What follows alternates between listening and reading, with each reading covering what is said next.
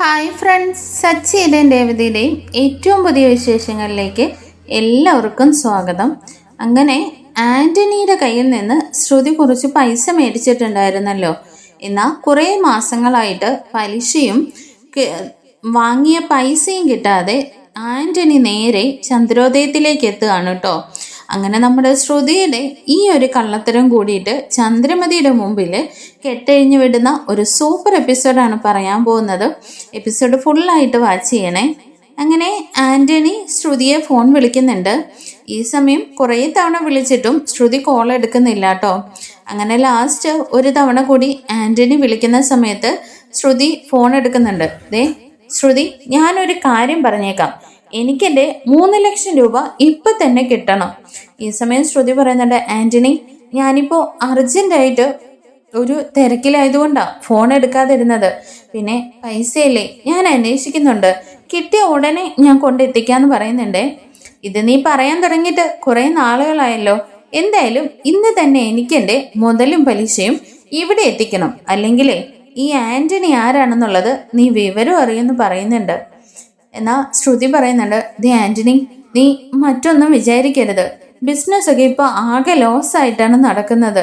ഞാൻ എങ്ങനെയെങ്കിലും പൈസ ഒപ്പിച്ച് തന്നോളാന്ന് പറയുന്നുണ്ട്. എന്നാൽ വീണ്ടും ആൻ്റണി ഭീഷണിപ്പെടുത്തുന്ന സമയത്ത് ശ്രുതിക്ക് അങ്ങ് ദേഷ്യം വരുന്നുണ്ട് കേട്ടോ.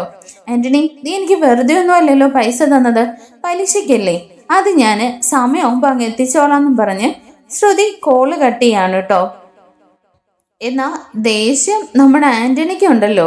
ആൻ്റണി ഭയങ്കര ദേഷ്യത്തോടു കൂടി നേരെ ചന്ദ്രോദയത്തിലേക്ക് അങ്ങ് കയറി ചെല്ലുകയാണ്. അങ്ങനെ ചന്ദ്രോദയത്തിൽ കയറി ചെന്നിട്ട് സോഫയിൽ ഇരുന്നിട്ട് കാലുമേ കാലൊക്കെ കയറ്റി വെച്ചിട്ട് ഇങ്ങനെ ഇരിക്കുകയാണ്. ഇത് കണ്ടിട്ട് ചന്ദ്രമതി അങ്ങോട്ടേക്ക് വരുന്നുണ്ട്. അല്ല, നിങ്ങളാരാ, നിങ്ങളെന്താ ഇവിടെ കയറി ഇരിക്കുന്നതെന്ന്. എന്നാൽ ആൻ്റണി ഇതിനൊന്നും മറുപടി പറയാതെ മൈൻഡ് ചെയ്യാതെ ഇരിക്കുകയാണ്. അപ്പോഴേക്കും ചന്ദ്രമതി വീണ്ടും മുമ്പിൽ വന്നിട്ട് ചോദിക്കുന്നുണ്ട്, അല്ല, നിങ്ങളോടാ ചോദിച്ചേക്കുന്നത്, നിങ്ങൾ ആരാണെന്ന്. ഇതെന്താ ഇവിടെ കാലുമേ കാലൊക്കെ കയറ്റി വെച്ച് ഇരിക്കുന്നേന്നൊക്കെ ചോദിച്ചിട്ട് ചന്ദ്രമതി ദേഷ്യപ്പെടുന്നുണ്ട്. ഈ സമയം ആൻ്റണി പറയുന്നുണ്ട്, ആൻ്റി, നിങ്ങൾ വെറുതെ കിടന്ന് ഒച്ചയൊന്നും ഇടണ്ട. ഞാൻ ചുമ്മാ വലിഞ്ഞു കയറി വന്നതൊന്നുമല്ല. നിങ്ങളുടെ ഈ വീട്ടിലെ മരുമകളുണ്ടല്ലോ, അവളെ എൻ്റെ കയ്യിൽ നിന്ന് പൈസ കടം മേടിച്ചിരുന്നു. ഇപ്പൊ അവൾ അത് തിരികെ തരുന്നുമില്ല. ആ പണം ഇല്ലാണ്ട് ഞാൻ ഇവിടെ നിന്ന് പോവില്ല. 1 2 ഒന്നുമില്ല, മുതല് 3 ലക്ഷം രൂപയും പലിശ ചേർത്ത് 5 ലക്ഷം രൂപയാ നിങ്ങളുടെ മരുമകള് എനിക്ക് തരാനുള്ളതെന്ന് പറയണേ. ഇത് കേട്ടിട്ട് ചന്ദ്രമതി ചോദിക്കുന്നുണ്ട്, നിങ്ങൾ എന്തൊക്കെയായി പറയുന്നത്? എൻ്റെ മരുമകള് നിങ്ങളുടെ കയ്യിൽ നിന്ന് പണം മേടിച്ചെന്നോ? അതും ഇത്രയും വലിയ തുക? എന്തായാലും ഇങ്ങനെ ചെയ്തെങ്കിൽ അതാ പൂ കെട്ടുന്നവള് തന്നെയായിരിക്കും.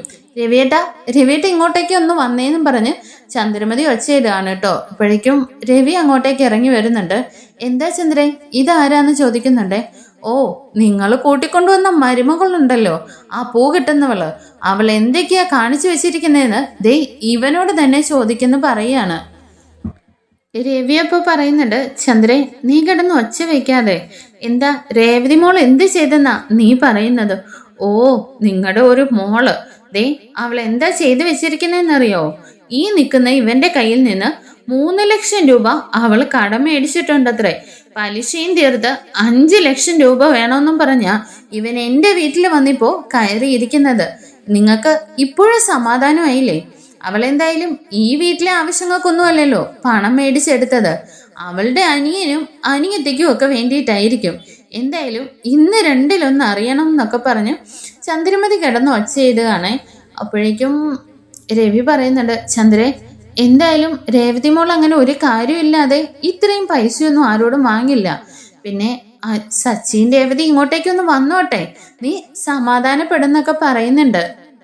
ഓ, ഞാൻ എന്തെങ്കിലും പറഞ്ഞാലേ ഉള്ളല്ലോ രവിയേട്ടന് പ്രശ്നം. ഇപ്പതേണ്ടേ അവള് കാരണമേ ഈ വീട്ടില് പലിശക്കാര് കയറി ഇറങ്ങാൻ തുടങ്ങിയിരിക്കുന്നു. അതും എൻ്റെ വീട്ടില്. നാട്ടുകാരറിഞ്ഞ എന്തൊരു നാണക്കേടായിരിക്കും. നിങ്ങൾ എപ്പോഴും പറയുമല്ലോ വായിക്കും കഴിക്കും ഞാൻ കൊണ്ടുവന്ന മരുമകളെന്ന്. എന്നിട്ടിപ്പോ അവളുടെ സ്വഭാവ ഗുണം കണ്ടോ? ഇതാ പറഞ്ഞത്, കുപ്പത്തൊട്ടിൽ നിന്ന് എടുത്തോണ്ട് വന്നവളുമാരെ എത്ര പിടിച്ചിട്ട് മെത്തേ കിടത്തിയാലും കിടക്കില്ലെന്നുള്ളത്. അതിനൊക്കെ ഞാൻ കൊണ്ടുവന്ന മരുമകള്. അവൾ എന്തെങ്കിലും ഒരു പേരുദോഷം ഈ വീട്ടിൽ കേൾപ്പിച്ചിട്ടുണ്ടോ? അതാണ് ഞാൻ കൊണ്ടുവന്ന മരുമകളും നിങ്ങൾ കൊണ്ടുവന്ന മരുമകളും തമ്മിലുള്ള വ്യത്യാസമെന്ന് ചന്ദ്ര പറയുന്നുണ്ട്. ഈ സമയം രേവതിയാണെങ്കിൽ പൂ കൊടുത്തിട്ട് ഉള്ളിലേക്ക് കയറി വരുന്നുണ്ട്. രേവതിയെ കണ്ടതും ചന്ദ്രമതി അങ്ങോട്ടേക്ക് അങ്ങ് ചെല്ലുന്നുണ്ട് കേട്ടോ. നിക്കടി അവിടെ, ഇങ്ങോട്ട് തള്ളിക്കേറി വരാനായിട്ടൊക്കെ വരട്ടെ. നീ എന്തൊക്കെയാടി പോയി കാണിച്ചു വെച്ചിരിക്കുന്നതെന്ന് ചോദിക്കുകയാണേ. അമ്മ എന്താ പറയുന്നത്? ഞാനിപ്പോ ദേ പൂ കൊടുത്തിട്ട് വരുന്ന വഴിയാ. നല്ല വെയിലും എനിക്ക് നല്ല ക്ഷീണവും ഉണ്ട്. അമ്മ അങ്ങോട്ട് വഴി മാറിക്കാന്ന് പറയുന്നുണ്ടേ. ഓഹോ, കൊള്ളാവല്ലോടി. നീ ഇവിടെ കയറി താമസിച്ചിരിക്കുന്നത് തന്നെ പോരാഞ്ഞിട്ട് നീ ഇനി നാട്ടിലുള്ള പലിശക്കാരെയും കൂടി എൻ്റെ വീട്ടിൽ കയറ്റി കിടത്തുമെന്ന് തോന്നുന്നല്ലോ. എന്നിട്ട് നീ എന്തിനടി കിടന്ന് ഒച്ചയിടുന്നതെന്ന് ചോദിക്കുന്നുണ്ട്. അമ്മ എന്തൊക്കെയാ പറയുന്നത്? എനിക്കൊന്നും മനസ്സിലാവുന്നില്ല എന്ന് രേവതി പറയുന്നുണ്ട്. ഇല്ലടി, മനസ്സിലാവത്തില്ല. നീയേ എന്തൊക്കെ കള്ളത്തരങ്ങൾ ചെയ്തു വെച്ചിട്ടുണ്ടെങ്കിലും ഇവിടെ ആരും ഒന്നും അറിയത്തില്ലെന്നാണല്ലോ നിന്റെ വിചാരം. സച്ചി പോലും അറിയാതെയായിരിക്കും നീ ചെയ്തു കൂട്ടുന്നതല്ല എന്ന് പറയുന്നുണ്ട്. എന്നാ രവി പറയുന്നുണ്ട്, ചന്ദ്രൻ, രേവതി മോളൊന്നും ഉള്ളിലേക്ക് കയറട്ടെ. കാര്യം പോലും പറയാതെ നീ ഇങ്ങനെ ബഹളം വെക്കാതെ. ഓ, അല്ലെങ്കിലും നിങ്ങൾ ഇവളെ എടുത്ത് തലയിൽ വെച്ചിരിക്കുകയാണല്ലോ. ഇവളെ പറയുമ്പോൾ നിങ്ങൾക്ക് പൊള്ളും. എന്തായാലും ഞാൻ പറയുമ്പോഴേ ഉള്ളൂ കുറ്റം. എന്തായാലും ആ സച്ചിയെ കൂടി ഇങ്ങോട്ട് വിളിക്ക്. അവനും കൂടി അറിയട്ടെ ഇവള് നാട്ടിൽ നടന്ന് എന്തൊക്കെയാ ചെയ്തു കൂട്ടുന്നതെന്നും പറഞ്ഞിട്ട് ചന്ദ്രമതി തന്നെ സച്ചിയെ ഫോൺ വിളിച്ചിട്ട് എത്രയും പെട്ടെന്ന് വീട്ടിലേക്ക് വരാൻ പറയുന്നുണ്ട്. രവി രേവതിയുടെ അടുത്തേക്ക് ചെന്നിട്ട് പറയുന്നുണ്ട്, മോൾ ആളുടെ കയ്യിൽ നിന്നാ പൈസ കടം വാങ്ങിച്ചത്? വീട്ടിലെന്തെങ്കിലും അത്യാവശ്യം വന്നിട്ടാണോ വാങ്ങിച്ചതെന്നൊക്കെ ചോദിക്കുന്നുണ്ടേ. ഈ സമയം രേവതി ഇങ്ങനെ പെട്ടെന്ന് തന്നെ സ്റ്റക്കായി നിൽക്കുകയാണ്. അപ്പോഴേക്ക് ചന്ദ്ര പറയുന്നുണ്ട്, പറയില്ല രവിയേട്ടാ, ഇവൾ അങ്ങനെയൊന്നും ചോദിച്ചാൽ ഒന്നും പറയില്ല. നാട് നീളെ നടന്ന് ലക്ഷങ്ങൾ കടം മേടിച്ച് കൂട്ടിയിരിക്കുകയല്ലേ. പിന്നെ ഇത്രയും പെട്ടെന്ന് ആളുകൾ വീട്ടിൽ കയറി വരുമെന്നും അവള് കരുതി കാണില്ല. ഇനി എത്ര പേര് ഈ വീട്ടിൽ കയറി ഇറങ്ങും? കണ്ട പൂക്കാരിയൊക്കെ ഈ വീട്ടിലേക്ക് വിളിച്ചു കൊണ്ട് വന്നപ്പോഴേ ഞാൻ പറഞ്ഞതാണ് ഈ വീടിന്റെ അഭിമാനം മുഴുവൻ പോവെന്ന്. ഇപ്പൊ നിങ്ങൾക്ക് തൃപ്തിയായില്ലേ എന്നൊക്കെ രവിയോട് ചോദിക്കുന്നുണ്ട്.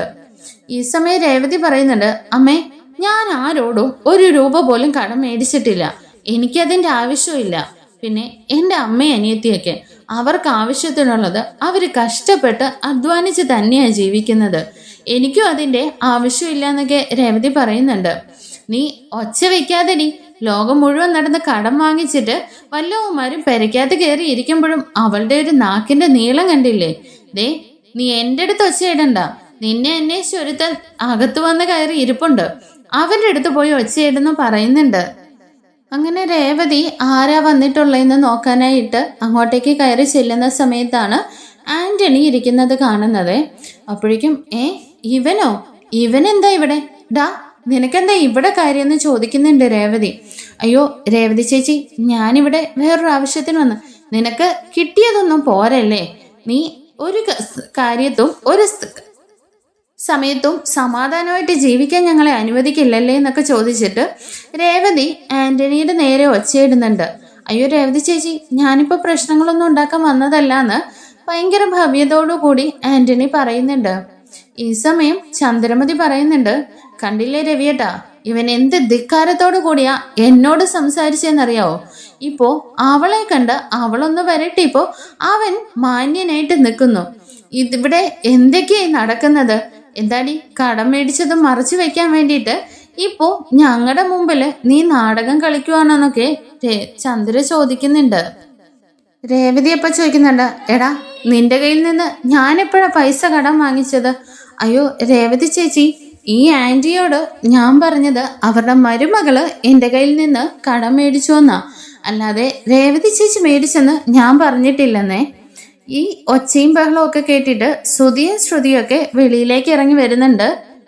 ചന്ദ്രമതി അപ്പോൾ വീണ്ടും കൺഫ്യൂസ്ഡ് ആവുകയാണ് കേട്ടോ. ഈ പൂക്കാരി അല്ലെങ്കിൽ പിന്നെ ആരായിരിക്കും ഇവന്റെ കയ്യിൽ നിന്ന് കടം വാങ്ങിച്ചത്? ചന്ദ്രമതി അപ്പോൾ പറയുന്നുണ്ട്, ദേ, ഇവളൊന്ന് വിരട്ടിയപ്പോഴേക്കും ഇവൻ വീണ്ടും കഥ മാറ്റി പറയുന്ന കേട്ടില്ലേ? ഇവളല്ലെങ്കിൽ പിന്നെ ആരാ? എൻ്റെ മരുമകള് ഏത് മരുമകളാ നിന്റെ കയ്യിൽ നിന്ന് പണം മേടിച്ചെന്ന് ചന്ദ്രമതി ചോദിക്കുന്നുണ്ട്. ഈ സമയം ശ്രുതിയുടെ നേരെ ആന്റണി അങ്ങ് ചെല്ലുന്നുണ്ട് കേട്ടോ. ശ്രുതിയുടെ മുഖത്തേക്ക് നോക്കുമ്പോഴേക്കും ശ്രുതി ആകെ പേടിച്ച് വരണ്ട് നിൽക്കുകയാണ്. ദേ ആൻറ്റി, ഈ നിൽക്കുന്നതും നിങ്ങളുടെ മരുമകൾ തന്നെയല്ലേ? ഈ നിൽക്കുന്ന ശ്രുതിയാണ് എൻ്റെ കയ്യിൽ നിന്ന് 3 ലക്ഷം രൂപ വാങ്ങിയതെന്ന് ആന്റണി പറയുന്നുണ്ട്. ഇത് കേട്ടിട്ട് ചന്ദ്രമതിക്കും ശ്രുതിക്കും ഒരുപോലെ തലയ്ക്ക് അടി കിട്ടിയതുപോലെ ആവുകയാണ് കേട്ടോ. ആന്റണി ഇങ്ങോട്ടേക്ക് വരുമെന്നൊന്നും ശ്രുതി പ്രതീക്ഷിച്ചിരുന്നുമില്ല. ഒരിക്കലും ശ്രുതി അങ്ങനെ മറ്റുള്ളവരുടെ കയ്യിൽ നിന്ന് പണം മേടിക്കുമെന്ന് ചന്ദ്രമതിയും പ്രതീക്ഷിച്ചിരുന്നില്ലല്ലോ. അങ്ങനെ ആന്റണി പറയുന്നുണ്ട്, ദേ നോക്ക ആന്റി, നിങ്ങളുടെ ഈ നിൽക്കുന്ന മരുമകൾ തന്നെയാണ് എൻ്റെ കയ്യിൽ നിന്ന് 3 ലക്ഷം രൂപയും പലിശ ചേർത്ത് 5 ലക്ഷം രൂപയും എനിക്ക് തരാതെ മുങ്ങി നടക്കുന്നതെന്നൊക്കെ പറഞ്ഞിട്ട് ആന്റണി സംസാരിച്ചുകൊണ്ടിരിക്കുന്ന സമയത്ത് സച്ചി ഉള്ളിലേക്ക് കയറി വരുന്നുണ്ട്. ആന്റണിയെ കണ്ടതും സച്ചിക്ക് അങ്ങ് ഭയങ്കര ദേഷ്യം വരുന്നുണ്ട് കേട്ടോ. എടാ, നീ എന്താടാ ഇവിടെ? ഇപ്പോ നീ വീട് തേടി നടന്ന് പ്രശ്നം ഉണ്ടാക്കാൻ തുടങ്ങിയോ? നിനക്ക് കിട്ടിയതൊന്നും പോരേന്നൊക്കെ ചോദിക്കുകയാണ്. സച്ചി നേരെ രവിയുടെ അടുത്തേക്കും വരുന്നുണ്ട്. അച്ഛാ, എന്തൊക്കെയാ ഇവിടെ നടക്കുന്നത്? ഇവനെന്തിനാ നമ്മുടെ വീട്ടിൽ കയറിയിരിക്കുന്നത്? കണ്ട തെമ്മാടികളെയൊക്കെ വിളിച്ച് വീട്ടിൽ സൽക്കരിക്കുവാണോ എന്നൊക്കെ ചോദിക്കുന്നുണ്ട്. എന്നാ ആന്റണി പറയുന്നുണ്ട്, ദേ സച്ചി, ഞാൻ ഇവിടെ ഒരു പ്രശ്നവും ഉണ്ടാക്കാൻ വന്നതല്ല. എൻ്റെ കയ്യിൽ നിന്ന് ഇവിടെ നിന്ന് ചിലര് പൈസ മേടിച്ചിട്ടുണ്ട്. എൻ്റെ പൈസ മേടിച്ചിട്ട് ഞാനങ്ങ് പോയിക്കോളാന്ന് പറയുന്നുണ്ട്. ഈ സമയം ചന്ദ്രമതി വന്നിട്ട് ശ്രുതിയോട് ചോദിക്കുന്നുണ്ട്, ശ്രുതി, എന്താ മോളെ ഇതൊക്കെ?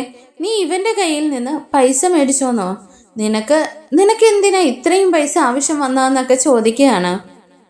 എന്നാ ശ്രുതിയാണ് എന്ത് പറയണമെന്ന് ഓർത്തിട്ട് അടുത്ത ഐഡിയ തപ്പിയിരിക്കുകയാണേ.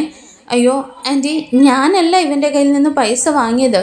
മീരയ്ക്കൊരാവശ്യത്തിന് പൈസ വാങ്ങാൻ വന്നപ്പോൾ ഞാൻ അവളുടെ കൂടെ ഒന്ന് ഇയാളെ കാണാൻ പോയെന്നേ ഉള്ളൂ. അല്ലാതെ എനിക്ക് ഇവൻ്റെ കയ്യിൽ നിന്ന് പൈസ വാങ്ങിക്കേണ്ട ആവശ്യമില്ല എന്നൊക്കെ പറയുന്നുണ്ട്.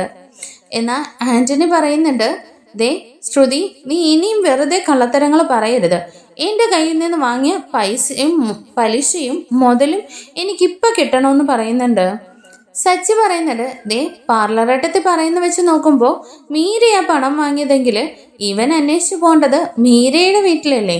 അവനെന്തിനാ ഇവിടെ വന്നിട്ട് പ്രശ്നം ഉണ്ടാക്കുന്നത്?